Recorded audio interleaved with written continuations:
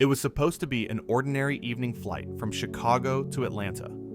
Full cabin, tired passengers, and the usual scramble for overhead space. But everything changed when Marjorie Kent, a sharp-tongued woman in her late 50s, stepped into row 14. She stopped abruptly. In seat 14, A sat a calm, well-dressed black man reading a newspaper. Marjorie's face tightened.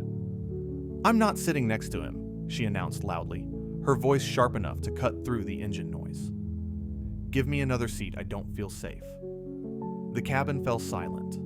The flight attendant tried to defuse the moment, but Marjorie only grew louder, accusing, insulting, letting her prejudice spill out for the entire plane to hear phones came out immediately. Passengers recorded everything. The man in 14A, David Harper, didn't say a word. He simply closed his newspaper and waited. Finally, security boarded to escort Marjorie off the plane for disruptive behavior.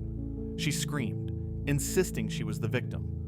But as she stepped into the jet bridge, one of the officers dropped a quiet bomb. "Ma'am, do you know who you were yelling at?" She scoffed. "I don't care who he is." The officer raised an eyebrow. "He's Special Agent David Harper. He's actually flying to Atlanta to testify in a federal case against a trafficking ring you're involved with." Marjorie froze. Because it was true. What nobody on that plane knew was that Marjorie wasn't just a noisy, hateful passenger. She was the final suspect in a federal financial laundering case tied to a violent criminal network. And David Harper had spent months tracking her. She hadn't refused the seat for safety. She refused it because she recognized him. Harper looked at the officers and nodded once. "Go ahead and cuff her." The passengers watched as the woman, who moments ago insulted a stranger, was now led away in handcuffs.